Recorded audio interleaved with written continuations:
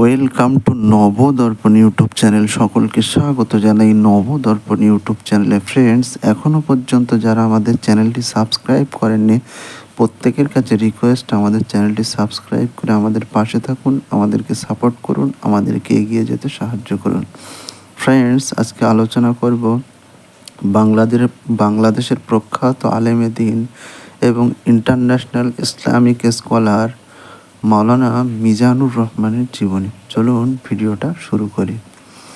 মিজানুর রহমান আজহারি একজন বাংলাদেশি ইসলামী বক্তা, ধর্মপ্রচারক ও লেখক।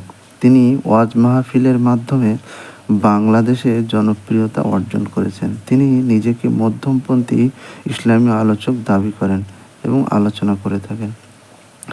মিজানুর রহমানের পিতা একজন মাদ্রাসা শিক্ষক এবং মাতা গৃহিণী। 1990 সালের 26শে জানুয়ারি ঢাকা জেলার ডেমরা থানায় জন্মগ্রহণ করেন। তার পৈতৃক নিবাস কুমিল্লা জেলার মুরাদনগরে পরমতলা গ্রামে। তিনি ছোটবেলা থেকে মাদ্রাসায় পড়াশুনো করেন। পরে তিনি আল আজহার বিশ্ববিদ্যালয়ে বৃত্তি পান। মিশরের আল আজহার বিশ্ববিদ্যালয়ে পড়াশোনার কারণে তার নামের সাথে আজহারি উপাধি যুক্ত হয়েছে। মিজানুর রহমান 2014 সালে 29শে জানুয়ারি বৈবাহিক সম্পর্কে আবদ্ধ হন। তার দুটি কন্যা সন্তান রয়েছে। আজহারি দারুন নাজাত সিদ্দিকিয়া কামিল মাদ্রাসা থেকে যথাক্রমে 2004 সালে দাখিল ও 2006 সালে আলিম পাশ করেন। তিনি উভয় পরীক্ষাতেই বাংলাদেশ মাদ্রাসা বোর্ডে শিক্ষা বোর্ডে মেধা তালিকায় শীর্ষস্থান অধিকার করেন। 2007 সালে ইসলামী ফাউন্ডেশন কর্তৃক আয়োজিত মিশরীয় সরকারের স্কলারশিপ পরীক্ষায় প্রথম স্থান অধিকার করেন। পরবর্তীকালে তিনি মিশরের আল আজহার বিশ্ববিদ্যালয়ে তফসির ও কোরআন ভিত্তিক বিজ্ঞান বিভাগে পড়াশুনো করেন। সেখান থেকে গ্র্যাজুয়েশন শেষ করে মালয়েশিয়ার আন্তর্জাতিক ইসলামী বিশ্ববিদ্যালয় থেকে এমফিল ও পিএইচডি ডিগ্রি অর্জন করেন। তার এমফিলের গবেষণার বিষয় ছিল human embryology in the Holy Quran, পবিত্র কোরআনে মানব ভ্রূণবিদ্যা। তারপর একই বিশ্ববিদ্যালয় থেকে পিএইচডি প্রার্থী হিসাবে মনোনীত হন।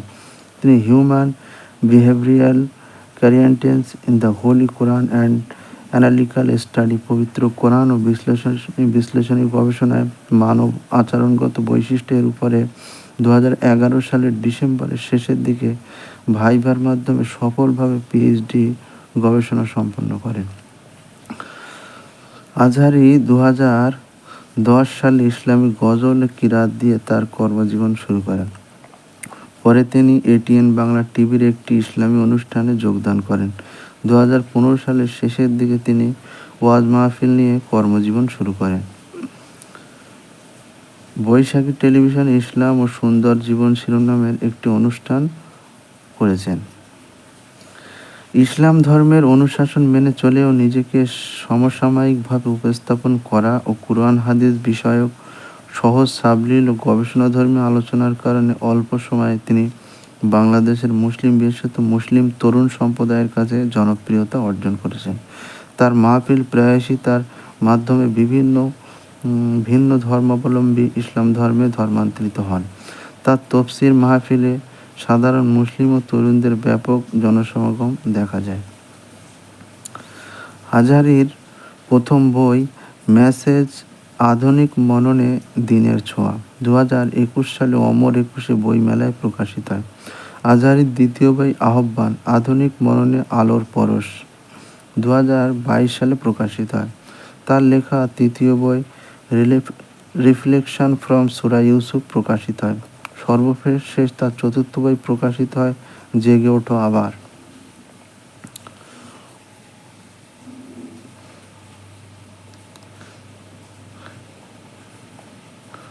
ইসলামিক ফাউন্ডেশন আল আজহার বৃত্তি প্রথম স্থান 2007, আল আজহার বিশ্ববিদ্যালয় বৃত্তি পূর্ণ স্নাতক বৃত্তি 2008। এবং তিনি এখন সারা বিশ্বে একজন ইসলামী স্কলার হিসাবে সমৃদ্ধি লাভ করেছেন এবং তার নাম সারা পৃথিবীতে ছড়িয়ে পড়েছে সুচারুরূপে। তো কেমন লাগলো? সকলে ভালো থাকবেন, সুস্থ থাকবেন, আর অবশ্যই আমাদের চ্যানেলটি সাবস্ক্রাইব করে আমাদের পাশে থাকবেন। Thank you for watching.